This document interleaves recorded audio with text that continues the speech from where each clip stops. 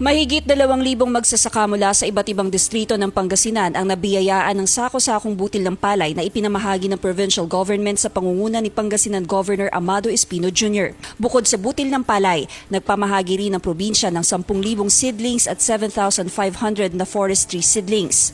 Base sa tala ng Office of the Provincial Agriculturist, tinatayang aabot sa mahigit 500,000 seedlings na ang naipamahagi ng provincial government mula noong 2007, habang aabot sa mahigit 19,000 certified palay seeds ang naipamahagi sa mga magsasaka mula pa noong 2010.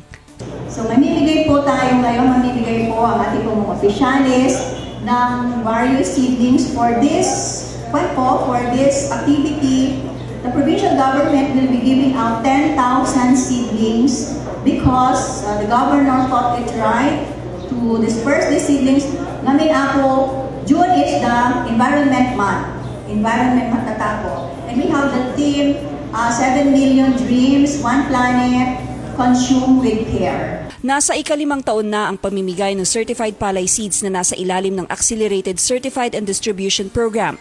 Ang tagumpay ng programa ay mula sa pagtutulungan ng provincial government, Abono Party List at Department of Agriculture. Ang programang ito ay natatangi sa buong bansa. Nagtamo na rin ito ng parangal at pagkilala mula sa ibang probinsya na nais nilang tularan. Layon ng provincial government na mas palusugin pa ang sektor pang-agrikultura ng lalawigan at higit pang pasiglahin ang mataas na binhi. Sa pamamagitan ng programa, mas mababa ang presyo ng mga binhi na nasa 800 pesos kada 40 kilong sako kumpara sa 1,400 pesos na regular market price. Yeah, actually, this is the 5th year na ibibigyan natin dyan. May makompon kasi doon na mga certified at saka hybrid seeds. Pagkatapos yung ini-introduce na rin natin sa kanila, yung paghahaluin yung fertilizer nila na organic fertilizer. Pagkatapos,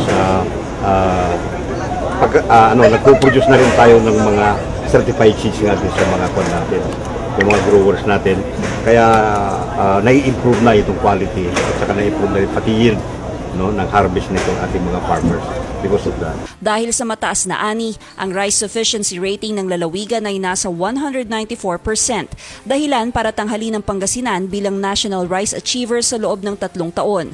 Ibig sabihin, ang Pangasinan ay pumapangatlo bilang rice producer sa bansa, kung saan 1.133 million metric tons o 65% ang kabuuang ani.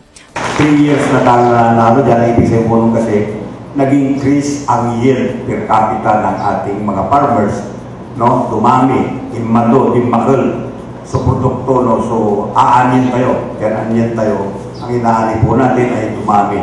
Ayon naman kay Board Member Amado Pogi Espino III, dahil sa nasabing programa, makatitiyak ang mga magsasaka ng magandang ani na makakatulong upang tumaas ang kanilang kita. Presidente po ng 1,333 barangay captains po ng buong lalawigan ng Pangasinan. Kami po ay taus-pusong nagpapasalamat sa ibibigay ng tulong sa aming mga kabaranggayan, sa aming mga barangay officials.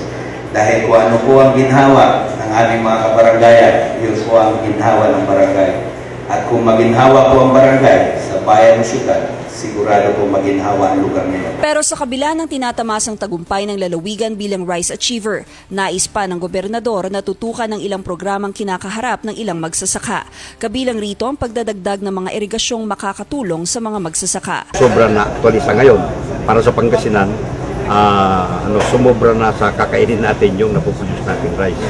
Pero lalo na siguro kung magiging irrigated tayo. So, that is what we are trying to ask the national government na punduhan na yung phase 3 ng ating irigasyon dito magagaling sa Cherise Victorio para sa Capital News TV.